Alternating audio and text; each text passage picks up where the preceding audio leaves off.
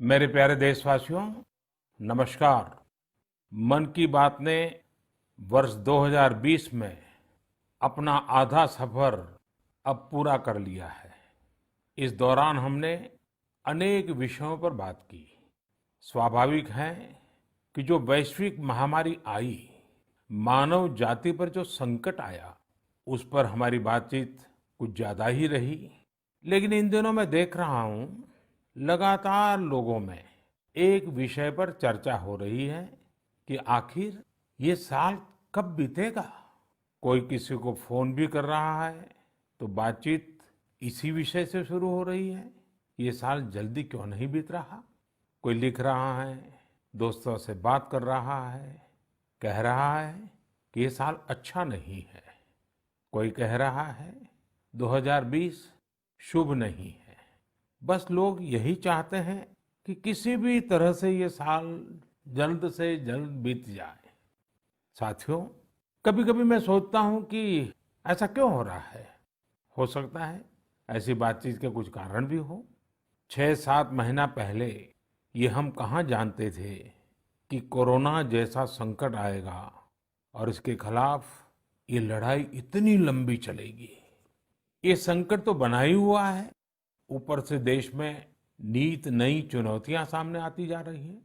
अभी कुछ दिन पहले देश के पूर्वी छोर पर साइक्लोन अम्फान आया, तो पश्चिमी छोर पर साइक्लोन निसर्ग आया। कितने ही राज्यों में हमारे किसान भाई बहन टिड्डी दल के हमले से परेशान है, और कुछ नहीं तो देश के कई हिस्सों में छोटे छोटे भूकंप रुकने का ही नाम नहीं ले रहे हैं। और इन सब के बीच हमारे कुछ पड़ोसियों द्वारा जो हो रहा है, देश उन चुनौतियों से भी निपट रहा है। वाकई एक साथ इतनी आपदाएं, इस स्तर की आपदाएं बहुत कम ही देखने सुनने को मिलती है। हालात तो ये हो गई हैं कि कोई छोटी छोटी घटना भी हो रही है तो लोग उन्हें भी इन चुनौतियों के साथ जोड़ करके देख रहे हैं। साथियों, मुश्किलें आती है, संकट आते हैं, लेकिन सवाल यही है कि क्या इन आपदाओं की वजह से हमें साल 2020 को खराब मान लेना चाहिए। क्या पहले के 6 महीने जैसे बीते, उसकी वजह से ये मान लेना कि पूरी साल ही ऐसा है, क्या ये सोचना सही है? जी नहीं, मेरे प्यारे देशवासियों, बिल्कुल नहीं। एक साल में एक चुनौती आए या 50 चुनौतियां आए, नंबर कम ज्यादा होने से वो साल खराब नहीं हो जाता। भारत का इतिहास ही आपदाओं और चुनौतियों पर जीत हासिल कर और ज्यादा निखर कर निकलने का रहा है। सैकड़ों वर्षों तक अलग अलग आक्रांताओं ने भारत पर हमला किया, उसे संकटों में डाला। लोगों को लगता था कि भारत की संरचना ही नष्ट हो जाएगी, भारत की संस्कृति ही समाप्त हो जाएगी। लेकिन इन संकटों से भारत और भी भव्य होकर सामने आया। साथियों, हमारे यहाँ कहा जाता है, सृजन शाश्वत है, सृजन निरंतर है। मुझे एक गीत की कुछ पंक्तियां याद आ रही हैं। यह कल कल छल छल बहती, क्या कहती गंगा धारा। यह कल कल छल छल बहती, क्या कहती गंगा धारा। युग युग से बहता आता, यह पुण्य प्रवाह हमारा। उसी गीत में आगे आता है, क्या उसको रोक सकेंगे, मिटने वाले मिट जाएं। कंकड़ पत्थर की हस्ती, कंकड़ पत्थर की हस्ती, क्या बाधा बनकर आए। भारत में भी जहां एक तरफ बड़े बड़े संकट आते गए, वहीं सभी बाधाओं को दूर करते हुए अनेकों अनेक सृजन भी हुए। नए साहित्य रचे गए, नए अनुसंधान हुए, नए सिद्धांत गढ़े गए। यानी संकट के दौरान भी हर क्षेत्र में सृजन की प्रक्रिया जारी रही और हमारी संस्कृति पुष्पित पल्लवित होती रही। देश आगे बढ़ता ही रहा। भारत ने हमेशा संकटों को सफलता की सीढ़ियों में परिवर्तित किया है। इसी भावना के साथ हमें आज भी इन सारे संकटों के बीच आगे बढ़ते ही रहना है।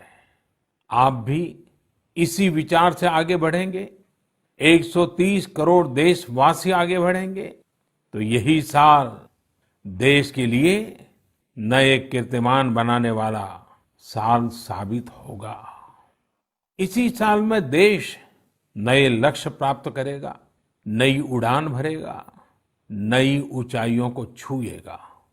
मुझे पूरा विश्वास 130 करोड़ देशवासियों की शक्ति पर है, आप सब पर है, इस देश की महान परंपरा पर है। मेरे प्यारे देशवासियों, संकट चाहे जितना भी बड़ा हो, भारत के संस्कार निस्वार्थ भाव से सेवा की प्रेरणा देते हैं। भारत ने जिस तरह मुश्किल समय में दुनिया की मदद की, उसने आज शांति और विकास में भारत की भूमिका को और मजबूत किया है।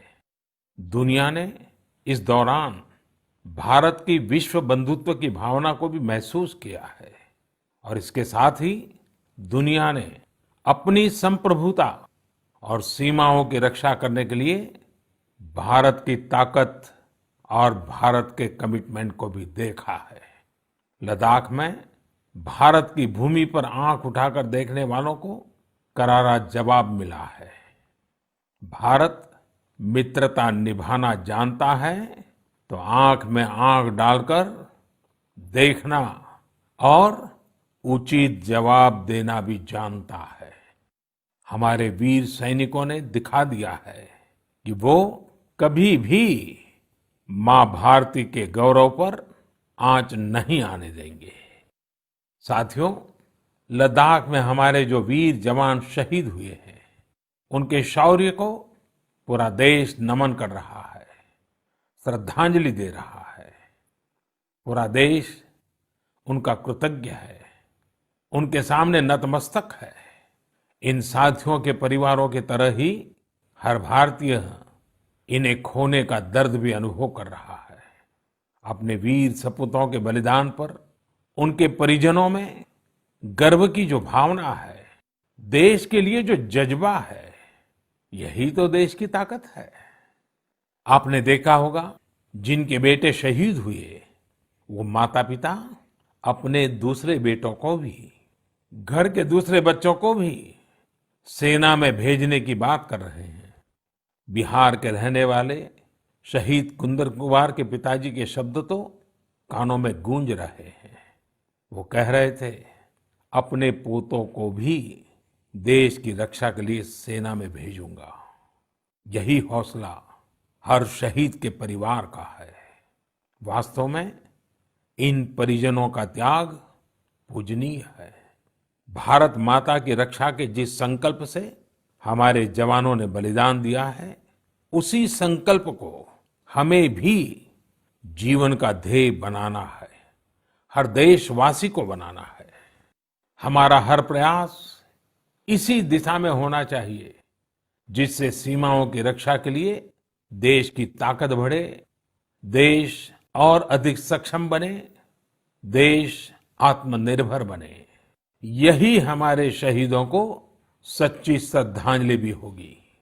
मुझे असम से रजनी जी ने लिखा है कि उन्होंने पूर्वी लद्दाख में जो कुछ हुआ, वो देखने के बाद एक प्रण लिया है। प्रण ये कि वो लोकल ही खरीदेंगे, इतना ही नहीं, लोकल के लिए वोकल भी होगी। ऐसे संदेश मुझे देश के हर कोने से आ रहे हैं। बहुत से लोग मुझे पत्र लिखकर बता रहे हैं कि वो इस और बढ़ चले हैं। इसी तरह तमिलनाडु के मदुरई से मोहन रामामूर्ति जी ने लिखा है कि वो भारत को डिफेंस के क्षेत्र में आत्मनिर्भर बनते हुए देखना चाहते हैं। साथियों, आजादी के पहले हमारा देश डिफेंस सेक्टर में दुनिया के कई देशों से आगे था। हमारे यहाँ अनेकों ऑर्डिनेंस फैक्ट्रियां होती थी। उस समय कई देश जो हमसे बहुत पीछे थे वो आज हमसे आगे हैं। आजादी के बाद डिफेंस सेक्टर में हमें जो प्रयास करने चाहिए थे, हमें अपने पुराने अनुभवों का जो लाभ उठाना चाहिए था, हम उसका लाभ नहीं उठा पाए। लेकिन आज डिफेंस सेक्टर में, टेक्नोलॉजी के क्षेत्र में भारत आगे बढ़ने का निरंतर प्रयास कर रहा है। भारत आत्मनिर्भरता की तरफ कदम बढ़ा रहा है। साथियों, कोई भी मिशन पीपल्स पार्टिसिपेशन, जन भागीदारी के बिना पूरा नहीं हो सकता, सफल नहीं हो सकता। इसलिए आत्मनिर्भर भारत की दिशा में एक नागरिक के तौर पर हम सबका संकल्प, समर्पण और सहयोग बहुत जरूरी है, अनिवार्य है। आप लोकल खरीदेंगे, लोकल के लिए वोकल होंगे, तो समझिए आप देश को मजबूत करने में अपनी भूमिका निभा रहे हैं। ये भी एक तरह से देश की सेवा ही है। आप किसी भी प्रोफेशन में हो, हर एक जगह देश सेवा का बहुत स्कोप होता ही है। देश की आवश्यकता को समझते हुए जो भी कार्य करते हैं वो देश की सेवा ही होती है। आपकी यही सेवा देश को कहीं न कहीं मजबूत भी करती है। और हमें ये भी याद रखना है, हमारा देश जितना मजबूत होगा, दुनिया में शांति की संभावनाएं भी उतनी ही मजबूत होगी। हमारे यहाँ कहा जाता है,